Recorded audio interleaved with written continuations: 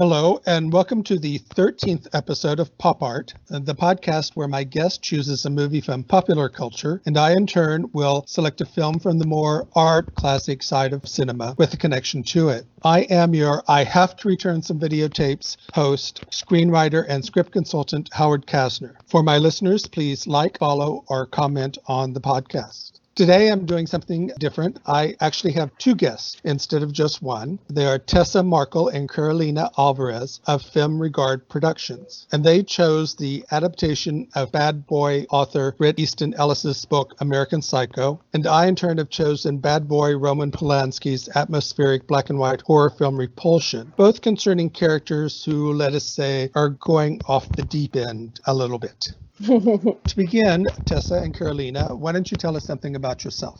Oh, Tessa, do you want to go first? Sure.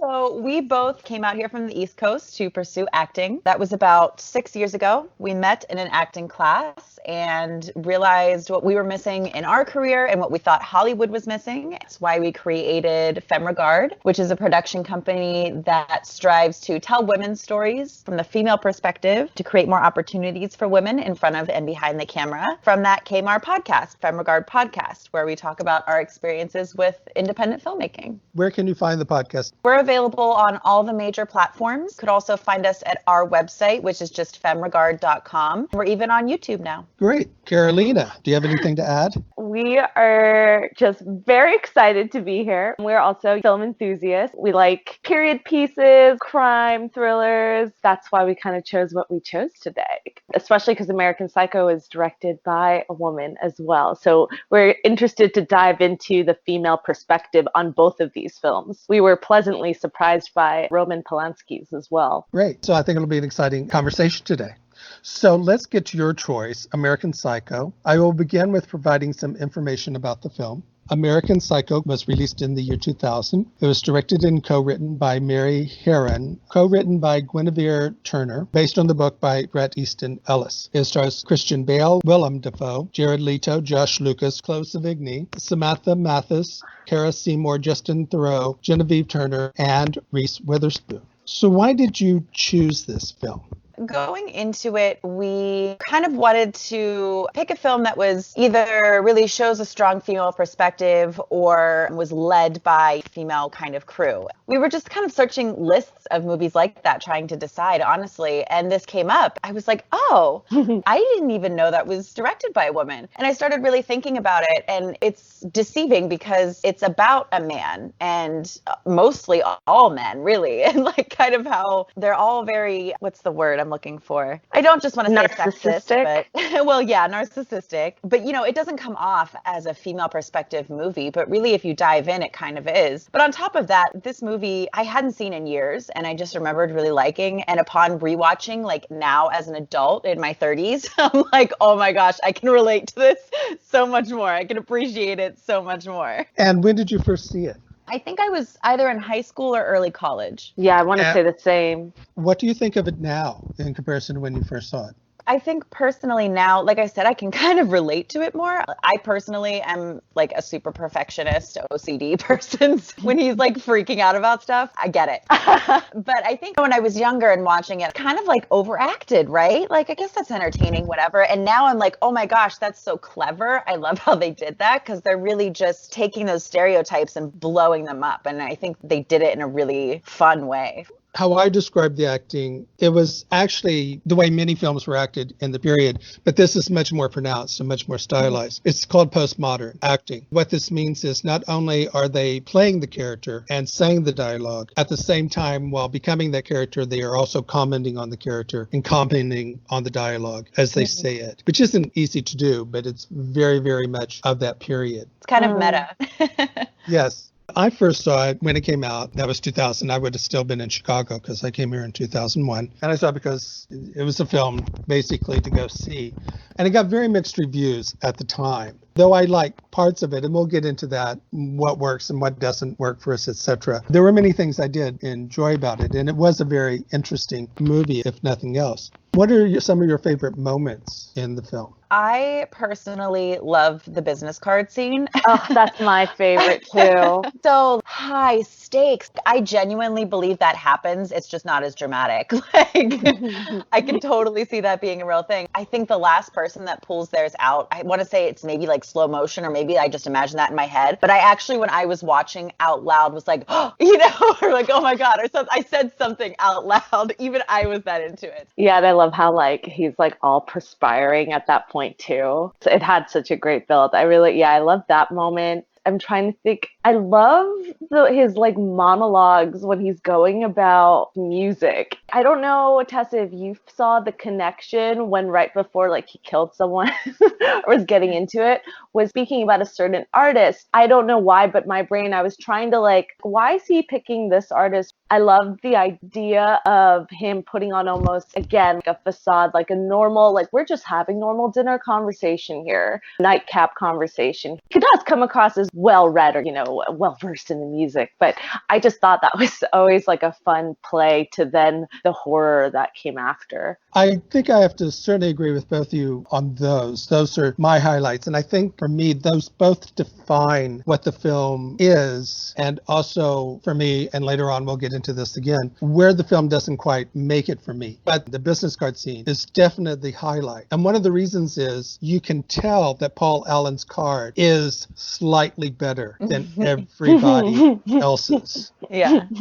And at that point, not only does Paul Allen have the best business card, he can get a reservation on a moment's notice at a restaurant that everybody else has to reserve months in advance. Yeah. He has the most sought after account in the business. He eventually has a better apartment. I'm sort of going, this guy has to go. You have to kill him. This is a threat to Patrick Bateman's existential identity. I'm sort of on Patrick Bateman's side at this point. He's gotta go. Yeah. He's got to go. He's a threat to my existence. Right. Or at least a threat to his existential identity. Which yes, he doesn't I love have. that you say that. I love that you say that because it's exactly what it is. He's trying to find some identity that he says he doesn't have, and there's this threat to it. And then also, whenever he starts talking about these musicians and the songs, it is so creepy. Yes. And one of the things also is that I know those aren't his thoughts. I know that he's repeating what he's read. These are other people's thoughts. These are the thoughts he thinks he should have. And that is also what makes it doubly creepy, because he's talking about something that has no bearing on what's going on. It's similar to when he's also having like dinner conversations with the drug-induced woman. Mistress. His mistress, thank you. Yeah, of the other gent. And she's so out of it, but he's trying he's repeating off reviews, reciting all that about the restaurants he's taking to. Oh, you should have the duck or whatever it was, the fish, because I've heard it pairs nicely with this. And I read in the papers that this was the best place to be. And he's always doing that actually throughout the entire movie. And I always thought that was really weird and funny because it's not normal. But you wouldn't know if you were just to see this couple sitting there at the restaurant. Well, that's why it's so jarring, I think, when you do hear his actual thoughts. There's moments when it almost slows down and he's like, I'm gonna fucking murder you. And then you're like, wait, did he actually say that? Because half the time people don't even react, or they do, but then everything just goes back to normal. He chooses the right moments and the right people to do that with, I think. What do you think about the violence, and what do you think about the attitude toward women, which has been one of the biggest criticisms of the film? I think it's interesting if you remember, again, that this was directed by a woman, because it really is kind of pointing it out, letting you see, like, his secretary, for example, the Chloe Sevigny character. This is how women get treated all the time in offices. Yeah, it's a little over-dramatized. This is it. It's not glorifying it, but it is showing it off in a dramatic way. Well, it has been accused of being somewhat misogynistic, even as the leftover from the book. What do you think of that? I mean, I think the characters definitely are, but I think that's kind of the point. I was gonna say that too. I feel like that's kind of written that way. And I can't say because I haven't read the book, but I assume if it's based pretty closely off of it, that was the male author's intention as well. Like, he was aware of and realized those sort of personalities. Speaking of Bret Easton Ellis, he did say an interesting thing about the movie, which I also sort of echo, and this is sort of a paraphrase. But he says that in the book, everything is ambiguous. It's all from Patrick Bateman's point of view. You never can actually trust his point of view or his narrative. He's the unreliable narrator. And it's just totally 100% ambiguous. But he says once you put it in the movie, it's no longer ambiguous. It becomes literal. And he said then that muddied the ending. Interesting. What do you think of that? I mean, Tessa and I were talking about this because for me, seeing it the second time, I wasn't quite sure I felt great about the ending. I feel like, yeah, it was pretty literal the whole time. And then it became this ambiguous, it kind of fell apart at the end. Like, okay, now it's ambiguous. We don't know if he actually did these things. Well, I kind of would have liked if all the tensions were the entire time, like this for a fact, these were the occurrences that built up to the end. And he was slipping up and then going mad and gets his comeuppance at the end. I feel like the ambiguous then came jarring a little bit to me at the end. And I was like, okay, that's how I felt.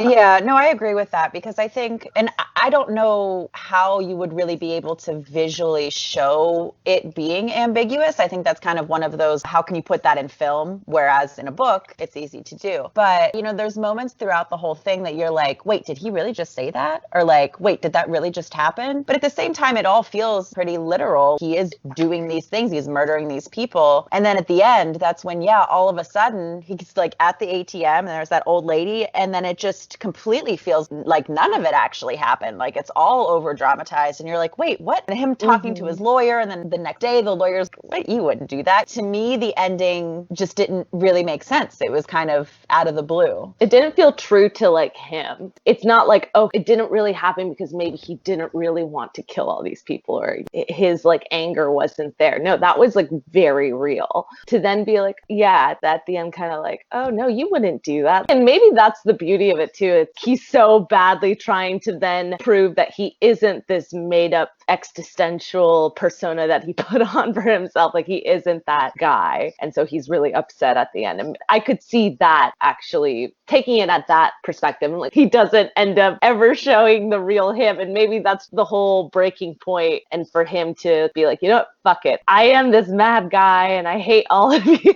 I do like how in the very end he says, and this is paraphrasing a little bit, but he says, there are no more barriers to cross. All the mayhem I have caused and all my indifference towards it I have passed. In fact, I want my pain to be inflicted on others. But even after admitting this, there is no catharsis. This confession has meant nothing. So kind of saying, no, it all just was for nothing. I do like how they tied that in at the very end after the kind of crazy ending scene. Well, I think you're hitting a lot of issues also that I felt as well.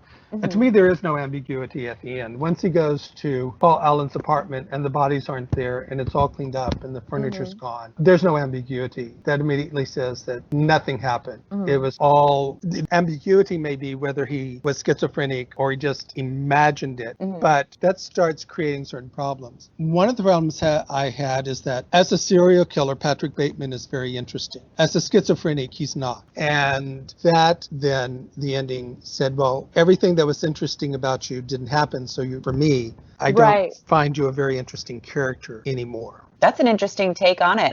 I never really thought about it that way. The other issue I have when it comes to the violence in the women is that when he starts out, he goes after people who are an existential threat to him. So when he goes after Paul Allen, I'm going, well, yeah, of course. As I said, he's got to go. Yeah. For me, then the movie starts going wrong when he doesn't kill the gay character, because the gay character is an existential threat to him and he doesn't do it. And then all of a sudden he starts killing women, none of whom are an existential threat to him at all. So all of a sudden he goes from being a serial killer that's killing because of existential threats. He suddenly out of nowhere becomes Ted Bundy. And I didn't quite understand that switch, because then for me it becomes a different movie. And I think maybe that's why it sort of may seem to people, whether they understand that this is why it is or not, why it becomes misogynistic, because now he's just killing women because they're women. I can definitely understand that view for sure. I think what maybe this is me really searching for this in this, but I think he kind of went for those women because of the people he realized he couldn't quite kill, like Evelyn, for example, his fiance. I think she is a threat to him as well, know, that's like one line he won't cross. So instead he goes for, I don't remember what the hooker's name was, and these other women that he invites over, but that's not exactly very clear. And then there's the scene where he puts the lock of blonde hair in his pocket. And I'm sort of going, that's not being done from Bateman's point of view. That's the filmmaker's point of view. And they're doing it not because Bateman is revealing something about himself. They're trying to throw the audience off. And I think they're breaking the rules that they've set up. They've changed it from a study of someone who's in an existential crisis to fooling the audience. It does, now that I love that you brought that up, because the way I remembered the movie too, from when I first watched it, was a more Ted Bundy type film, for sure. Like, that's all I really remembered of it, and that Bateman was hot, and I'm like, okay, let's go. Female gaze, we can see some sexy men every now and then. No, but I love that you bring that up, because then, like, this time around watching it, I was actually trying to follow that through line of like, okay, who's he killing and why? And maybe because he also kills the homeless man. These women, he couldn't kill Reese Witherspoon's character for sure, like Tessa said. I mean the only way I could justify is that, yeah, he was going for people that also were under the radar, because he was also, yeah, it doesn't make sense, because they're playing with someone who's either, it's the existential thing or it's the I need to kill thing, and it's not making sense. But then again, are psychopath killers ever really, I agree with you. I feel like I would have appreciated maybe the meaning of it more if it was solely people who were an existential threat to him. Like if he was impotent and couldn't have sex, then they become an existential threat to him. But apparently he's great in bed, in a way. Or at least he thinks he is. Yeah. Apparently. Well, no. I mean, we see that he's great in bed. We see him filming this three-way he has with these women, and he's going at it gangbusters, and he's having a ton of fun. For any guy in the audience, they're going, that is great sex. That was another moment that I wasn't sure, was it really happening though? You know what I mean? Or was it kind of in his head? Exactly. And that then becomes the other problem. At once at the very end, now we never know what was real or not. It throws everything into ambiguity. So you're right. Did that happen? We don't know. We never see the film, and he never shows the film. The other thing, though, also is the ending now shows a plot problem, and that's with the Willem Dafoe character who plays the detective investigating it. Paul Allen will be easy to find. He used his credit cards to buy a ticket to fly to London. Once you check his credit card records, which is the very first thing they're going to do, you're going to see he bought this ticket to London. Then you're going to check the airport manifest and find out, yes, he did get on the plane. And then you're going to call London and find out, yes, he got off the plane. This lengthy investigation by Willem Dafoe makes no sense, because it would be over in 24 hours. And this would make sense if Willem Dafoe was all in Patrick Bateman's head, but he's not, because he interacts with Jean. So once Willem Dafoe interacts with Jean, he's a real character. He's not part of Patrick Bateman's schizophrenia. I was wondering, though, if kind of their conversations were. If he was a real character, but, you know, what was really going on was he was just going through the normal questioning that they have to do kind of at the beginning of their first conversation, but that the rest of their conversation was what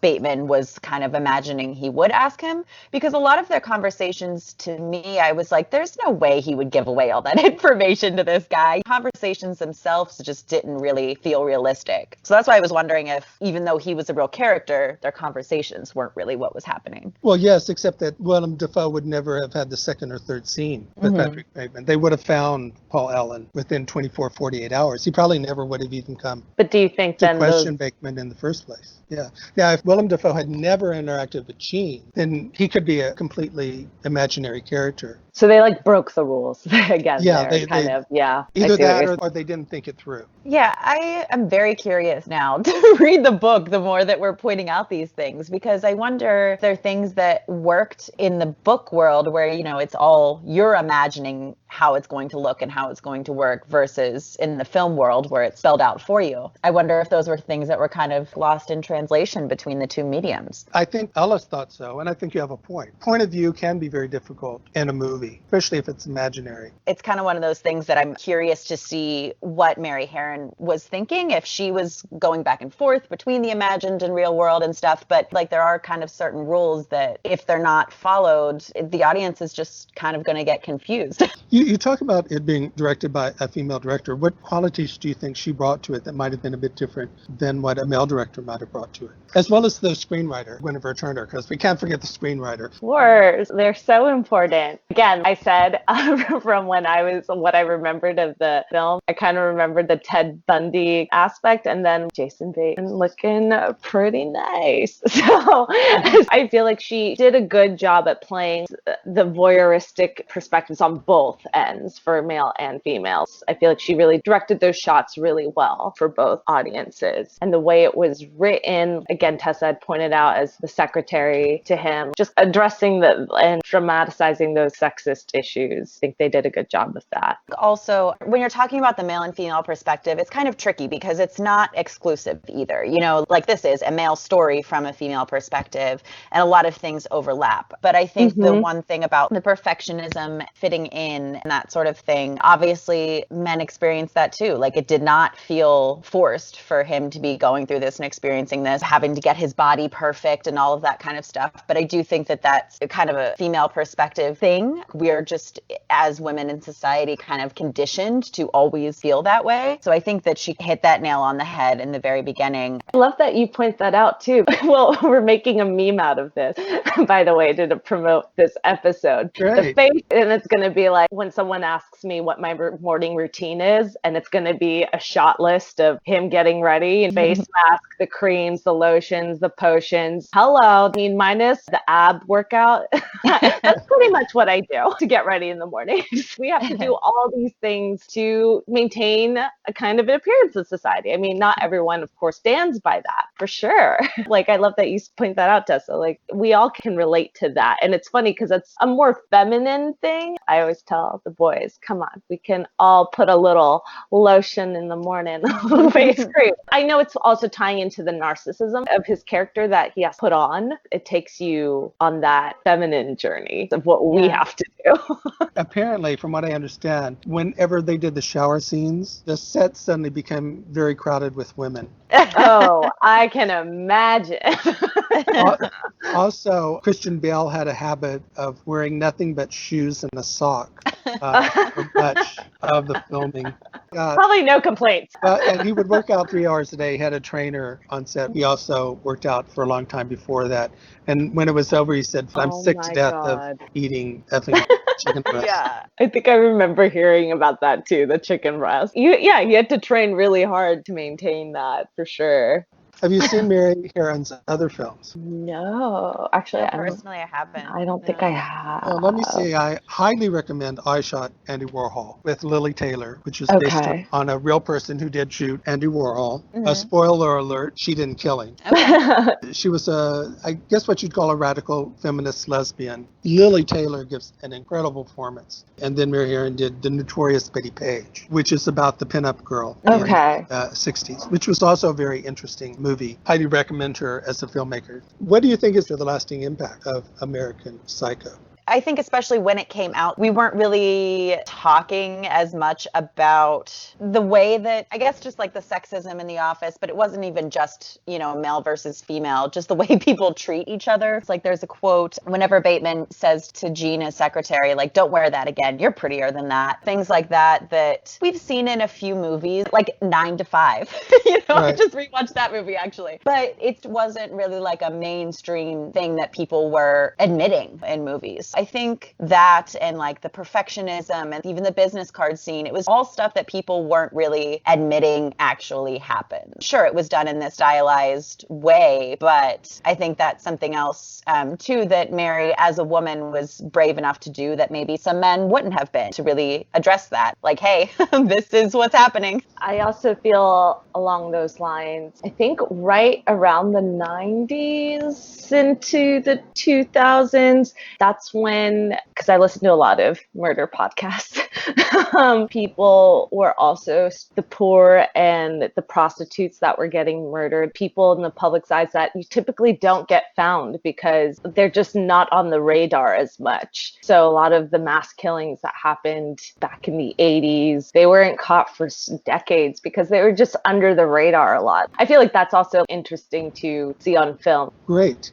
I think I will conclude with some further information and notes. It cost $7 million to make. It made $34.3 million at the box office. David Cronenberg was originally going to direct it, but he didn't want to direct anything that took place in a restaurant, and he didn't want to direct any of the violence. But eventually, it didn't go anywhere. Oliver Stone was going to direct it with DiCaprio. DiCaprio finally bowed out to do The Beach. You'll recognize Justin Theroux, who is one of the friends. He has the lead in the TV series The Leftovers. The gay character played by Matt Ross, people will recognize as the evil Gavin Belson, Silicon Valley. Guinevere Turner, who wrote the screenplay, is in the movie. She plays Elizabeth, who was the friend at the end that he murdered along with the prostitute. And a bit of irony, Gloria Steinem did not want the movie made. She hated the book. She was against it. She might have even been one of the people who helped convince DiCaprio not to do it. She later became Christian Bale's stepmother.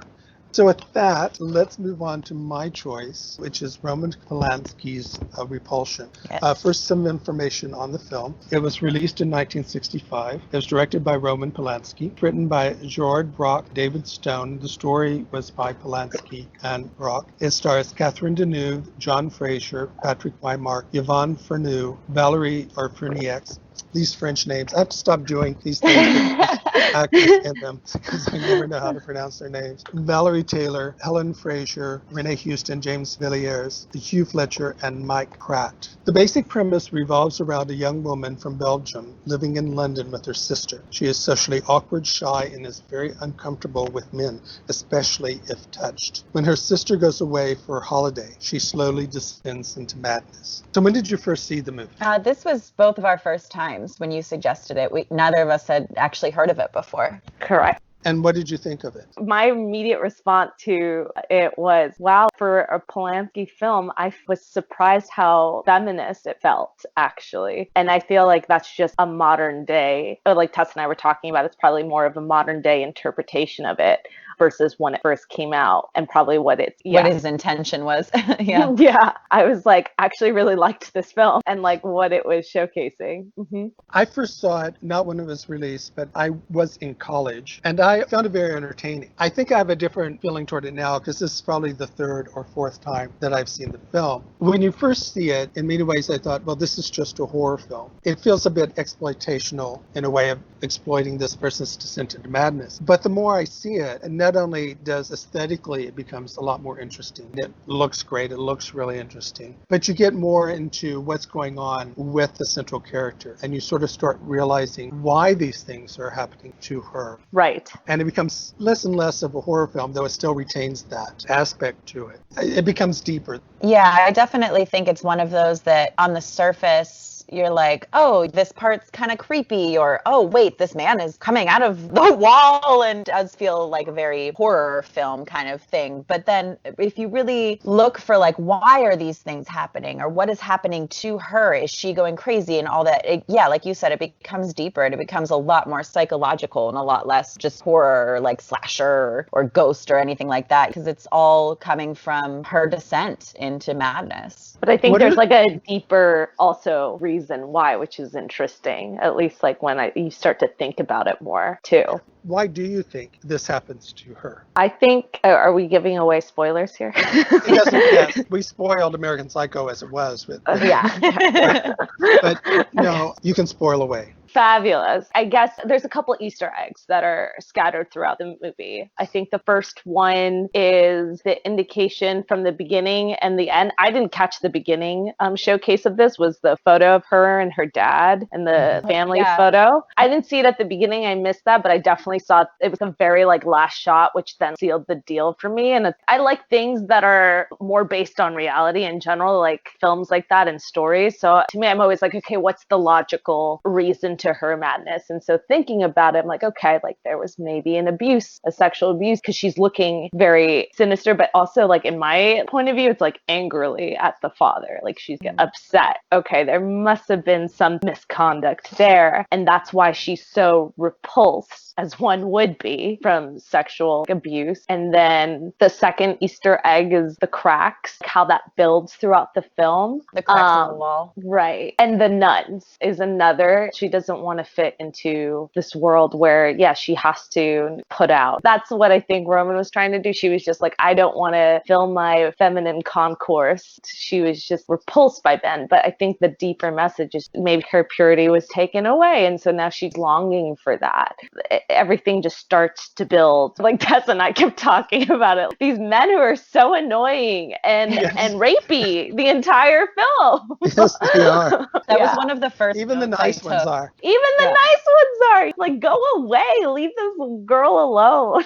Well, that's what's interesting too about watching it from our point of view as this generation versus when it came out, how we seemed so feminist. And at the time, it didn't have that intention at all. But it's moments like that with these men. In the one scene where he breaks the door down. Yes. And from his point of view, he's like, well, I'm just checking on you. And I just wanted to have dinner with you. Meanwhile, we're like, oh my God, this guy is breaking into our house. What the hell? Yeah. So I think the perspective on those things really, really changes depending on your gender, your generation, all of those things. You say a lot of interesting things there. I especially like the thing about the picture, because when you first see the picture, you don't notice anything that unusual about it. And then at the very end, it's like the movie or a couple of other movies where all of a sudden, it's like the movie The Conversation, where early on they say a line and it sounds like one thing. Then after you go through everything in the movie and you hear the line again, you realize they were actually saying something completely different. I think that adds that when she has the scenes where the man comes into her room and attacks her, I don't think you could call that total fantasy. I think she's reliving past trauma.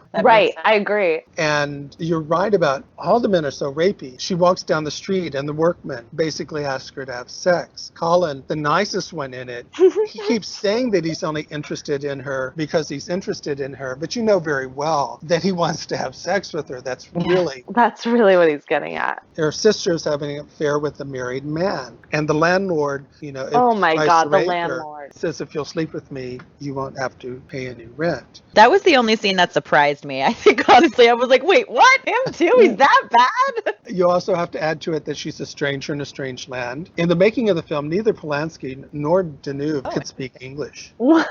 Deneuve, she doesn't have many lines, but she sort of has to say that phonetically, and Roman Polanski always had to have a translator. And you do have the nuns in the background where she's constantly reminded of her background in Catholicism. It's just always there. It's that classic Catholic guilt. And you have her friend at the beauty salon who is crying because of her boyfriend, but the implication, I think, is that she's pregnant. This is a movie in which the women are constantly under sexual aggressiveness by men. And if they're not outright dangerous, they're just really annoying.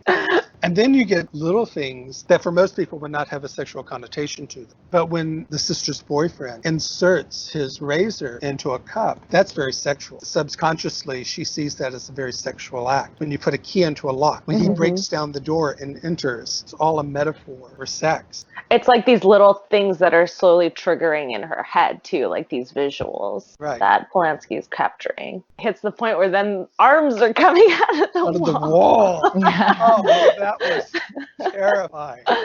For me, I so jumped when the guy first came out of the closet. Oh my God. Okay, now I'm awake because it was kind of slow for a minute. Like, we see where this is going. When she sees the man in the mirror. Yeah. That's what I meant. That was creepy. I think that's the first moment, too, that you really... Because I think maybe the wall had cracked once before that or something, but we didn't get a lot of crazy stuff happening. And I think that was the first moment when you're like, oh, wait, something's going on here. Oh, and can we just have a moment about the damn rabbit? What was it? Is there some symbolism to the rabbit? I was wondering if that was like another Easter egg other than how sick and unwell this girl was, or she just let everything sit and rot. Well, rabbits are symbols of sex. I mean, of having children. Of like fertility. I don't know if that is it. I'm a little puzzled too. I don't think I fully. Well, it could also be a metaphor for her because in many ways she's a timid rabbit, and then the rabbit gets Aw. its skin pulled off so that it's nude, and then it starts decaying just like she does. Aw, sad. I like the shots though. I thought those were fun that he played with though. I feel like he did a really good job taking in those little symbolic shots of everything and the cracks. I don't know if I'm recalling it correctly. I think the first time I noticed a crack was actually on the sidewalk, right? Wasn't she just staring at it? And I love that that's like the very first sign of like something is off. She slowly starts to be out of it. So I love that that was like almost the first time too. She's staring at this crack in the sidewalk and then it carries over into her living quarters. Polanski's just really good at, I don't know how I want to say this, but creating narrative films that have an art feel to them, if that makes sense. I didn't realize how many films I really enjoyed were directed by Polanski. I didn't know how much of a fan of his I was because he's really good at that. He's really good at making something feel like it's total art house, very abstract, but still putting beauty to it. Yeah. And like, I just love that. Yeah. It might also be noticed this was the beginning of postmodernism in a way came into American filmmaking. Filmmakers were taking genres that in many ways they would never touch in the 40s and 50s, like sci-fi, more low-budget thrillers, horror films, and went out of their way to make them. You have things like 2001: A Space Odyssey, Hitchcock's Psycho, which came out before Repulsion, like Close Encounters of the Third Kind, and the horror with The Exorcist. Then you have Roman Polanski who does this. He also does Rosemary's Baby. Yeah. Love Rosemary's Baby. I know, that's one of my favorites. So he does good. Chinatown. I love Chinatown. And he makes a horror movie out of Macbeth. Oh, have not seen that. I haven't too. It's a really interesting interpretation of the play. And then, of course, he goes into exile, which me almost destroyed his career, though I don't feel all that sorry for him because he dug his own grave. But he is one of the major American filmmakers. And this was his first English language film. He made a feature film in Poland, Knife in the Water, which is very good. He didn't want to stay in communist Poland, so he goes to France and then England. He makes Repulsion so he can make enough money to make Cul-de-sac. And then he makes the Vampire Killers, so pardon me, but My Teeth Are Stuck in Your Neck, which is a terrible film. That's where I met Sharon Tate. Then he comes to America, where he just has a string of excellent films, and then he just blows it. I think when I was reading about it too, Repulsion, wasn't this the first film to ever have a woman featured as a killer too? No, there have been tons of female killers. It is the first depiction of a female orgasm to be passed by the British censors. Okay, maybe interesting. I thought that's what you were going for. She hears her sister off screen. You know, because before this, female orgasm didn't exist. You knew that, right? Right. There's no such thing as a female orgasm. I've never had that. Have you seen many Catherine Deneuve films? My mom is, so now I feel like I need to get on this train. You definitely need to get on the Catherine Deneuve train. She is one of France's greatest film stars, and she's made a lot of wonderful films. And certainly, you have to see The Umbrellas of Cherbourg, one of the 5 greatest musicals ever made. I think, have you seen Belle de Jour? I'm like looking briefly. Yeah, there's Belle de Jour, which she did with Louis Buñuel, and she worked with all sorts of filmmakers. I get very frustrated in the U.S. because in France, you'll have filmmakers who will write films specifically for female actors. Not only would Catherine Deneuve seek out new filmmakers to work with, you have filmmakers like André Téchiné who will write films just for Catherine Deneuve. There's a couple of other directors. Isabelle Huppert was the same way, Isabelle Adjani. In America, ever since Woody Allen, who has probably been the last one, you don't really see that very often. The closest is Quentin Tarantino with Uma Thurman, but one of the reasons why female actors in the U.S. have a much bigger problem, especially transitioning in age, than they do in places like France, where the filmmakers actually make film with the purpose of starring. Yeah, that's very interesting. Wonderful actors. I will end with some notes on the film. It cost 65,000 British pounds to make. It made $31 million. The cinematography is by Gilbert Taylor, who also did Dr. Strangelove and Hard Day's Night. And he got a BAFTA nomination. Ian Henry, who played the sister's boyfriend, was in the first season of The Avengers. He actually had top billing on The Avengers and then left it. And then Patrick McNee took over completely. John Fraser actor who played Colin was in The Trials of Oscar Wilde, the good movie about Oscar Wilde, Peter Finch, and he played Lord Alfred Douglas. And James Villiers, he's the friend in the bar, the tall one. He made a career out of playing upper-class twits. Oh, he did a good job. You can see him in Murder at the Gallops, The Ruling Class, and Under the Volcano.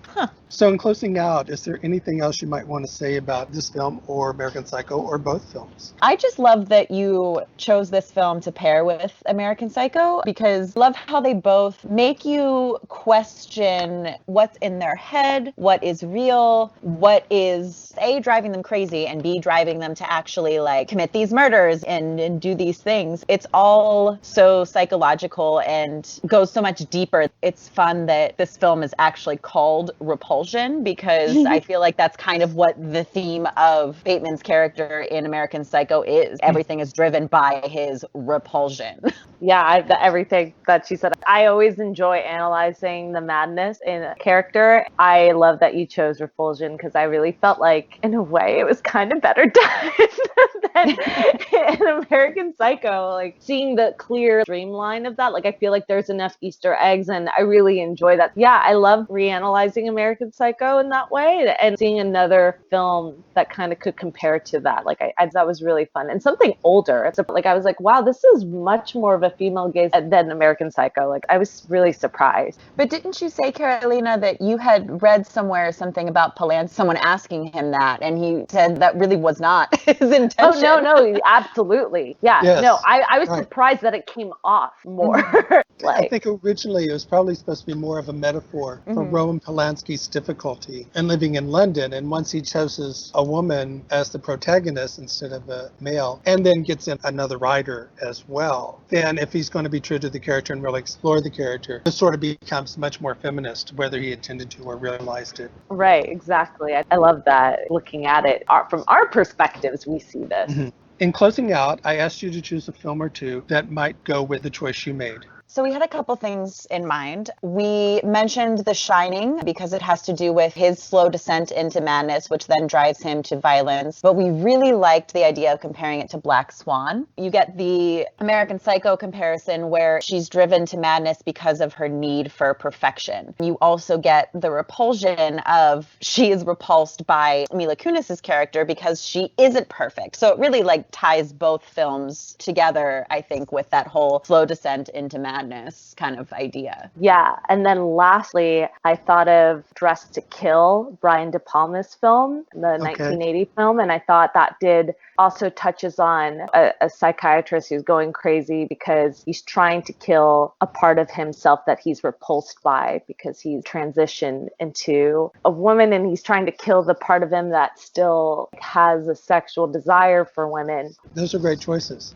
For me, I will first choose a film called The Snake Pit, a movie made in the 1940s, I believe, starring Olivia de Havilland. This is one of the earliest and most realistic look at people in a mental hospital as Olivia de Havilland starts having emotional and mental issues. The other one I will choose is Ingmar Bergman's Face to Face with Liv Ullmann, which is about a woman who, after being sexually assaulted, starts having mental breaks with reality. Ooh, interesting. I'll have to add both of those to my list. Face to Face is just a magnificent performance by Liv Ullmann. Also Olivia de Havilland, it's one of her greatest performances as well. So what is next? What should we be looking out for from you two?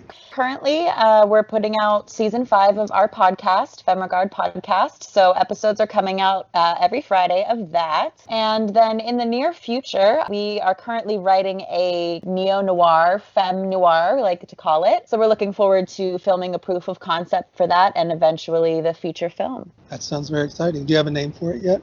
It's Cerca la donna, which translates from Italian to look for the woman. Oh, great. Is it going to be influenced by Gaio films? A little bit of Fellini, actually, but it's got that more of a Scorsese mob because it's set in Hollywood. But there's a very Italian head of the mafia in there. So yes, you're going to get some strong Italian origins. As for me, I'll go through my usual litany. I am a script consultant, so I have a script consultation Facebook page under my name, Howard Kastner Script Consultation. I have a blog called Rantings and Ravings, which covers issues of screenwriting and film. Ooh. I have 2 books of short stories on Amazon, The Starving Artist and Other Stories, and The 5 Corporations and One True Religion. These are sci-fi, horror, and fantasy short stories. The latest edition of my screenwriting book, More Rantings and Ravings of a Screenplay Reader, is also on Amazon. I'm an amateur photographer. You can find that all on